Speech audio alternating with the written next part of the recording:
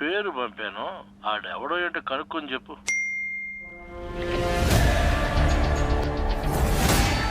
చేయలేదుగా.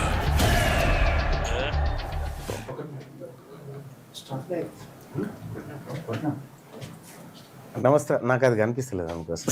నమస్తే. Okay okay sorry right. Sorry, అందరికీ నమస్కారం. ఇవాళ పత్రికలు మళ్ళీ ప్రారంభమైనాయి.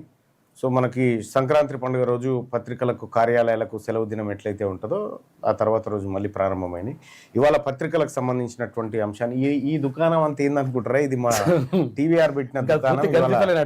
నాది, నా కూతురుది, మా అన్న కూతురుది, ముగ్గురిది జన్మదినం సందర్భంగా ఇవాళ ఈ ఏర్పాట్లు చేయడం జరిగింది. కలర్స్ కూడా తెలంగాణ రాజ్యాధికార పార్టీ కలర్స్తో ఆఫీస్ అంతా నింపేయడం జరిగింది. సో కాసేపట్లో ఆ కేకులు కూడా కటింగ్ కార్యక్రమాలు ఉన్నాయి. అంతకంటే ముందు సో వార్తలు చాలా ఇంపార్టెంట్ కాబట్టి దాంట్లో ఇవాళ ఏ పత్రిక రేటింగ్ ఏంది, చాట్ జీపీటీ ఆర్టిఫిషియల్ ఇంటెలిజెన్స్ ఏం చెప్తా ఉంది, తెలంగాణ రాష్ట్రంలో ఏ పత్రిక బీసీ వర్గాలకు ప్రమాదకరంగా తయారైంది, ఏ పత్రికను బీసీలు కొనొచ్చు, ఏ పత్రికను చదవచ్చు, ఏ పత్రికను దూరం పెట్టవచ్చు. సో గతంలో అంటే ఈ పత్రికలు చెప్పిందే వేదం ఉంటుండే, కానీ ఇప్పుడు పత్రికలకు అమ్మమ్మ తయారైంది ఆర్టిఫిషియల్ ఇంటెలిజెన్స్. వాళ్ళు ఏదైనా తప్పు చేస్తే వెంటనే వీడి తప్పు చేసిందని పట్టిస్తూ ఉంది. ఇంకా విషయం ఏంటంటే ఇంకా ఇండెప్త్కు రీసెర్చ్ చేస్తూ ఉంటే పేడ్ ఆర్టికల్ ఏదనేది కూడా బయట పెడతా ఉంది. అది ఏదైనా పైసలు ఇచ్చి వార్త రాయించుకుంటే పైసలు ఇచ్చి రాయించుకున్న వార్త అని బయట పెడతా ఉంది. అంటే అంత క్లియర్ గా ఆర్టిఫిషియల్ ఇంటెలిజెన్స్ ఇవాళ పేద ప్రజలకు, మరి ముఖ్యంగా ఈ వర్గాలను నిశ్చితంగా అబ్జర్వ్ చేస్తున్నటువంటి వాళ్లకు, ఎవరైతే బీసీ వర్గాలు ఉన్నారో వాళ్ళకు ఒక బ్రహ్మాస్త్రం లాగా ఆర్టిఫిషియల్ ఇంటెలిజెన్స్ ఉపయోగపడతా ఉంది. చాట్ జీపీటీ కానీ, గ్రాక్ కానీ, జెమినీ కానీ, ఆ తర్వాత డీప్ సీక్ కానీ, ఇట్లా చాలా ఉన్నాయి ఆర్టిఫిషియల్ ఇంటెలిజెన్స్లు. వీటన్నిటిని కూడా అది గుర్తుపడతా ఉంది. కాబట్టి చాలా క్లియర్గా మనం అర్థం చేసుకోవాల్సింది ఏంటంటే ఇది ఏ కల్మషం లేదు, దానికి తల్లి తండ్రి ఎవరు లేరు. అయినా కూడా ఎట్లుంటే గట్లే అది ఎవరికి బయాస్ గా ఉండదు. ఇది ఈనాడు ఆయన ఓపెన్ చేసినా గిదే చెప్తుంది, ఆంధ్రజ్యోతి ఆయన ఓపెన్ చేసి చెక్ చేసుకున్నా గిదే చెప్తుంది, ఇంకొక ఆయన ఓపెన్ చేసినా గిదే చెప్పుకుంటది.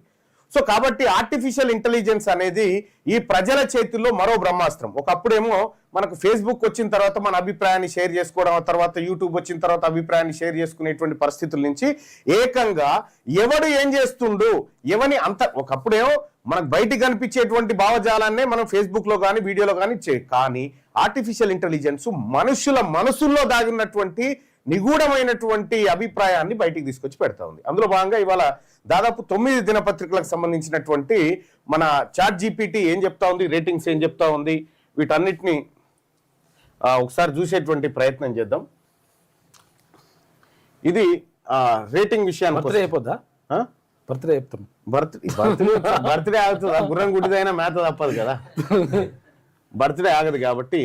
సో ఇక్కడ కొన్ని పత్రికల గురించి మనం తెలుసుకుందాం. ఇక్కడ ఆంధ్రజ్యోతి పత్రికలో ఇవాళ 17 తారీఖు 1వ నెల 2026 తారీఖు రోజు ఈ పత్రికలో ఏమేమి అంశాలు వచ్చినాయి, ఈ పత్రికా ప్రమాణాలు పాటించిందా అని కొన్ని పారామీటర్స్ మీద వీటిని తీసుకోవడం జరిగింది. ఈ పత్రిక ఇప్పుడున్నటువంటి పరిస్థితిలో ఈ పత్రికను చదవచ్చా ప్రజలు, ఈ పత్రిక ఏమైనా ప్రమాదకరం అనేది ఒకసారి చూస్తే, ఆంధ్రజ్యోతి దినపత్రిక చూస్తే హెడ్లైన్లు, వార్తల భాష, ఫోటోలు, ప్రకటనల అమరిక, సంపాదకీయ ధోరణి, ఇవన్నీ ఈ గుర్తులతో విడివిడిగా స్పష్టంగా ఇట్లా ఇవ్వడం జరిగింది. ఇక ఎక్కువ రైట్ టిక్ కొడితేనేమో ఎక్కువగా ప్రమాణాలు పాటించింది అన్నట్టు. ఇక ఇట్లా కొద్దిగా ఎల్లో కలర్ డేంజర్ మార్క్ చూపిస్తే, ఏది హెచ్చరిక చూపిస్తే కొంతవరకే పాటించింది అన్నట్టు. ఇక ఇంటూ చూపిస్తే పాటించలేదు అన్నట్టు. ఆంధ్రజ్యోతి దినపత్రిక ఇవాళ ప్రమాణం స్థితి ఎట్లా ఉందంటే, నిజాల మీద వార్తలు వచ్చినాయా దీంట్లో అనంటే నిజాల మీద ఎక్కువ రాలేదు వార్తలు అనేది ఎల్లోగా చూపించింది. ఇక సోర్సులు ఏమన్నా అంటే వీళ్ళు రాసినటువంటి వార్తలకు సోర్సులు ఉన్నాయని అడిగితే ఆధారాలు ఉన్నాయంటే ఆధారాలు లేవు, లెటర్పీస్ లేవు అని ఇంటూ మార్క్ పెట్టింది. ఆ తర్వాత అన్ని పక్షాలకు సమాన అవకాశం ఇచ్చిందంటే అది లేదు, ఏకపక్షం. ఫ్యాక్ట్ ఒపీనియన్ ఏమన్నా ఉందా అంటే అది కూడా లేదు. హెడ్లైన్ సంయమనం ఉందా అంటే అది లేదు. సున్నిత అంశాలు ఎట్లున్నాయంటే కొంత వేరకు కంట్రోల్లో ఉన్నాయి. రాజకీయ ప్రభావం స్పష్టంగా కనిపిస్తా ఉంది, ఒకే బయాస్డ్ గా, అంటే రాజకీయ ప్రభావం కనిపిస్తా ఉంది. ప్రకటనల ప్రభావం కూడా అందులో కూడా ఫెయిల్ అయిపోయింది, కరెక్షన్స్ లో ఫెయిల్ అయిపోయింది, సెన్సేషనలిజం లో కూడా ఫెయిల్ అయిపోయింది, సామాజిక న్యాయంలో ఆంధ్రజ్యోతి దినపత్రిక అట్టర్ ఫ్లాప్ అయిపోయింది, నిష్పాక్షికత ఇందులో కూడా ఫెయిల్ అయిపోయింది. ఫోటోలు పర్వాలేదు, ఒరిజినల్ రిపోర్టింగ్ కొంతవరకు పర్వాలేదు అని చెప్తా ఉంది. మొత్తం 1 2 3 4 5 6 7 8 9 10 11 12 13 14 14 ప్రమాణాలలో ఆంధ్రజ్యోతి దినపత్రిక 10 ఇంట్లలో కొద్దిమేర పాస్ అయి 4 ఇంట్లలో కొద్దిమేర పాస్ అయింది, 10 ఇంట్లలో అట్టర్ ఫ్లాప్ అయిపోయింది. ఈ పత్రికను ఏం చేయాలమ్మా మేము చదవాలంటే మొత్తం తీర్పు ఏం ఇది అత్యంత ప్రమాదకర ధోరణి. ఈ పత్రిక ఆంధ్రజ్యోతి దినపత్రిక అత్యంత ప్రమాదకర ధోరణిలో తన వార్తల్ని ప్రచురిస్తా ఉంది. ఇది ప్రజలకు మేలైన పత్రిక కాదు అనేది ChatGPT చెప్పినటువంటి మనుషులది కాదు, ఆర్టిఫిషియల్ చెప్తుంది. అదే ఇది ఆంధ్రజ్యోతి దినపత్రిక. ఒకసారి ఈనాడు దినపత్రిక పరిస్థితి ఏందో చూద్దాం. దీన్ని కూడా 14 పారామీటర్స్ లో తీసుకున్నాం. హెడ్లైన్లు, వార్తల భాష, ఫోటోలు, ప్రకటనల అమరిక, సంపాదకీయ ధోరణి ఈ గుర్తులతో ఇచ్చింది. ఈనాడు దినపత్రిక చూసుకుంటే ప్రమాణ స్థితి ఎట్లా ఉందంటే ఫ్యాక్ట్ ఏంటంటే కొంతవరకే ఫ్యాక్ట్ ఉంది, సోర్సులు కూడా కొంతవరకే ఉన్నాయి. బహుపక్ష దృక్పథం ఉందా అంటే ఇరుపక్షాలకు సమానమైనటువంటిది ఉందా అంటే లేదు. ఫ్యాక్ట్ ఒపీనియన్ ఉందా అంటే లేదు. హెడ్లైన్ సంయమనం ఉందా అంటే లేదు. సున్నిత అంశాలు కొంత మేరకు కంట్రోల్ చేయబడ్డాయి. రాజకీయ ప్రభావం కూడా కొంత మేర కంట్రోల్ చేయబడ్డది. ప్రకటనల ప్రభావం ఖచ్చితంగా ఉంది. కరెక్షన్స్ లేవు, సెన్సేషనలిజం లేదు, సామాజిక న్యాయం అసలే లేదు, నిష్పాక్షికత అసలే లేదు, ఫోటో నైతికత కొంత ఉంది, ఒరిజినల్ రిపోర్టింగ్ కొంత ఉంది. అంటే ఈ 14 ఇట్లలో దాదాపు 6 ప్రమాణాల్లో కొద్ది మేర ఈనాడు దినపత్రిక ప్రమాణాలు పాటించింది. ఇక 8 ప్రమాణాల్లో అట్టర్ ఫ్లాప్ అయిపోయింది ఈనాడు దినపత్రిక. మరి ఈ పత్రిక సంగతి ఏందమ్మా, మరి మా బీసీ ఎస్సీ ఎస్టీలు చదవచ్చానంటే మొత్తం తీర్పు ఏం చెప్పిందంటే బీసీ ఎస్సీ ఎస్టీ కోణంలో చాలా బలహీనంగా ఉంది ఈనాడు పత్రిక అని చెప్తా ఉంది. అంటే వద్దన్నట్లు లెక్క. ఇది మనం పరీక్షలు రాస్తే రిజల్ట్స్ ఎప్పుడు వస్తాయని వెయిట్ చేసి అదేం లేదు, దీనికి ఇస్తే వెంటనే ఇస్తుంది అప్పటికప్పుడే. ఇప్పుడు ఇస్తే ఇప్పుడే రిజల్ట్ ఎక్కువగా పాటించింది అసలే లేదు. ఎక్కువగా పాటించింది ఈ 14 ప్రమాణాల్లో ఎక్కువగా పాటించిందంటే ఏ ఒక్కటి కూడా లేదు. ఇది ఒక ఫ్రంట్ పేజ్ కథ కాదు, మొత్తం ప్రతి అక్షరాన్ని క్షుణ్ణంగా పరిశీలించి తీసింది ఆర్టిఫిషియల్ ఇంటెలిజెన్స్. ఇది ఈనాడు అయితే సాక్షి దినపత్రిక చూసుకుందాం. ఇది కాదన్న, ఇదే. ఓకే, రైట్, ఇదే కదా, ఇదే రైట్ గా. సాక్షి దినపత్రిక కూడా ఈ 14 ప్రమాణాలను చూసుకుంటే ఫ్యాక్ట్ చెక్ లో కొంతవరకు ఉంది. సోర్సులు అట్టర్ ఫ్లాప్, అన్ని పక్షాల వైపు లేదు, ఫ్యాక్ట్ ఒపీనియన్ లేదు, సంచలన శీర్షికలతోటే కాలం గడిపింది, సున్నిత అంశాలు కొద్ది మేర ఉన్నాయి, రాజకీయ ప్రభావం స్పష్టంగా కనిపిస్తా ఉంది. ఇది ఏంటంటే మనం ఇప్పుడు నేను చెప్తా ఉంటే ఆదాయం 6, వ్యయం 3 వాళ్ళు సేమ్ అట్లే ఉంది కదా. ఏది జ్యోతిష్యం పంచాంగ శ్రవణం ఇప్పుడు వాస్తవానికి పంచాంగ శ్రవణం కాదు, వాస్తవ శ్రవణం. 10 రూపాయల టిప్ చాలు కదా. బాస్ నుండి మెసేజా? గోల్డ్ కొంటున్నారా? ఫోన్లో ఇప్పుడు వాస్తవానికి పంచాంగ శ్రవణం కాదు, వాస్తవ శ్రవణం. శ్రవణం అంటే వినడం, ఉన్నది ఉన్నట్టుగా. సున్నిత అంశాలు కొద్ది మేర రాజకీయ ప్రభావం స్పష్టంగా ఉంది, ప్రకటనల ప్రభావం ఉంది, కరెక్షన్స్ లేవు, సెన్సేషనలిజం అద్భుతంగా ఉంది, సామాజిక న్యాయం కొద్ది మేర, నిష్పాక్షికత మొత్తమే లేదు, ఫోటోలు కొన్ని, ఒరిజినల్ రిపోర్టింగ్ లేదంట. అంత ఆడిడ జమ చేసిందా కలగూర గంప తెచ్చి అరేక్మాల్ లెక్క అమ్మినట్టుంది. మొత్తం తీర్పు ప్రశ్నించని మద్దతు పత్రికనట. ఇది ప్రజల తరఫున ప్రభుత్వాన్ని ప్రశ్నించకుండా ప్రభుత్వానికి మద్దతు తెలుపుతున్న పత్రికనట. జోకుడు పత్రిక అని చెప్పి ఒక రకంగా ఆర్టిఫిషియల్ ఇంటెలిజెన్స్ చెప్తున్నటువంటి మాట ఇది. ఇంకా ఇది కాకుండా ఒకసారి ఈ ఆంధ్రప్రభ చూద్దాం. ఆంధ్రప్రభ ఏముంది, డెక్కన్ క్రానికల్ కూడా ఇల్లదే కాదు. డెక్కన్ క్రానికల్ వీళ్ళదుగా ఆంధ్రభూమి వాళ్ళది. ఆంధ్రభూమి వాళ్ళది ఉండే, సరే అది ఇప్పుడు వస్తలేదు కానీ.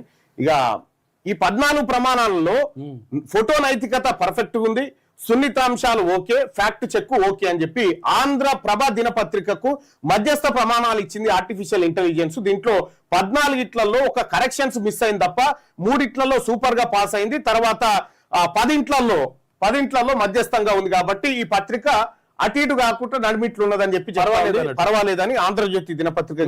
ఈ టిక్కులు ఆ టిక్కులు కూడా లేవు మొత్తమే.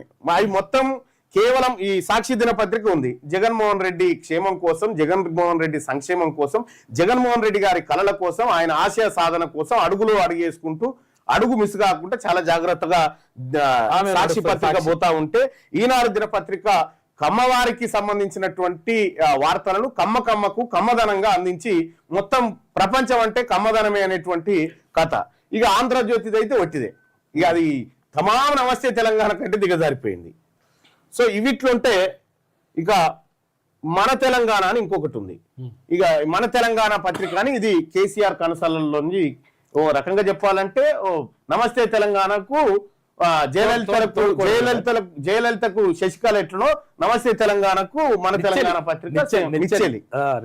నమస్తే తెలంగాణ నిచ్చెలి. ఇందులో ఇందులో ఎట్లుందంటే ప్రమాణాలు ఎట్లున్నాయంటే సోర్సులు లేవు, ఫ్యాక్ట్ తక్కువ, అన్ని పక్షాల వైపు ఉందా అంటే లేదు, ఫ్యాక్ట్ ఒపీనియన్ ఉందా అంటే లేదు, సంచలన శీర్షికలు మొత్తం దాటి మీదనే, సున్నిత అంశాలు మోతాదే, రాజకీయ ప్రభావం స్పష్టంగా ఉంది, ప్రకటనల ప్రభావం ఉంది, ఆ తర్వాత కరెక్షన్స్ లేవు, సెన్సేషనలిజం లేదు, సామాజిక న్యాయం కొద్దిగా, నిష్పాక్షిపత, ఫోటో నైతికత, రిపోర్టింగ్ ఇందులో కూడా ఫెయిల్. మొత్తానికి చాట్ జీపీటీ ఏం చెప్తా ఉందంటే ఇలా మన తెలంగాణ పత్రిక ప్రమాణాలు బలహీనంగా పాటించింది, ఇది ఏ పత్రికా ప్రమాణాలు పాటించలేదు, చాలా బలహీనంగా ఉందని చెప్పి చెప్తా ఉంది. గురుబలం లేదు శని ఉందని చెప్తున్నట్టు. గురుబలం లేదు శని. ఇక నమస్తే తెలంగాణ పత్రిక ఇవాళ ఫస్ట్ టైం ఆర్టిఫిషియల్ ఇంటెలిజెన్స్ కు నిన్న మొన్న ఇస్తే తీసుకోలేదు పేపరే కాదన్నది. ఇది అసలు దీన్ని ఎందుకు పెడుతున్నావు నా మీద అని చెప్పి అంత బలవంతంగా ఎట్లా చేసి పరువు కాపాడమ్మా అని చెప్తే తీసుకుంది. ఇవాళ నమస్తే తెలంగాణ దినపత్రిక ఫ్యాక్ట్ చెక్ ను ఒకసారి చూస్తే ఇవాళ పత్రిక ప్రమాణాలు ఎట్లున్నాయి 14 పారామీటర్స్ లో అంటే ఫ్యాక్ట్ కొద్దిగా, సోర్సులు లేవు, బహుపక్ష దృక్పథం అంటే ఏకపక్షంగా ఉంది అన్నట్టు, బహుపక్షంగా అంత కాకకే రాస్తుంది ఈమె. ఫ్యాక్ట్ ఒపీనియన్ ఉందా అంటే లేదు, హెడ్ లైన్ సంయమనం లేదు, సున్నిత అంశాలు కొద్ది మేరకు, రాజకీయ ప్రభావం స్పష్టంగా ఉంది, ప్రకటనల ప్రభావం ఉంది, కరెక్షన్స్ లేవు, సెన్సేషనలిజం లేదు, సామాజిక న్యాయం కొద్దిపాటికి, నిష్పాక్షికత కొద్దిగా, ఫోటోలు ఇక ఒరిజినల్ రిపోర్టింగ్ అయితే మొత్తమే లేదు. ఇక 14 మార్కులలో 4 మార్కులు అటు ఇటు వచ్చింది జర్రా. 14 ఇట్లలో 4 అటు ఇటే, అందులో కూడా పర్ఫెక్ట్ లేదు, రైట్ కాదు. 14 మార్కులకు 4 కూడా రాదు, ఇది హాఫ్ మార్క్ వచ్చినాయి, 12 వీక్నే అన్నట్లు లెక్క. అంటే నమస్తే తెలంగాణ ఇలా అట్టర్ ఫ్లాప్ అయిపోయింది అన్నట్టు. ఇది కరపత్రిక అని చెప్తున్న ప్రచార ధోరణి ఎక్కువ, అంటే ప్రచార ధోరణి అంటే కేసీఆర్ కు లేదంటే బీఆర్ఎస్ పార్టీకి కరపత్రం లాంటిది అని, పాంప్లెంట్ లాంటిది అని చెప్పి ఇక్కడ చూపిస్తా ఉంది. ఇక ఇదైపోయిన తర్వాత వెలుగు దిన పత్రిక తీసుకుందాం. వెలుగు దిన పత్రిక ప్రమాణాలు ఎట్లా ఉన్నాయి అనేది ఇవాళ తీసుకుంటే వెలుగు దిన పత్రిక ప్రమాణ స్థితి 14, ఫ్యాక్ట్ కొంతవరకు ఉంది, సోర్సులు కొంతవరకు ఉన్నాయి, బహుపక్ష అంటే ఇరుపక్షాలకు సమానమైన ఛాన్స్ ఇచ్చిందంటే ఇచ్చిందని చెప్తా ఉంది, ఫ్యాక్ట్ ఒపీనియన్ ఉందా అంటే లేదు అని చెప్పి చెప్తా ఉంది. హెడ్ లైన్ సంయమనం లేదు, సున్నిత అంశాలు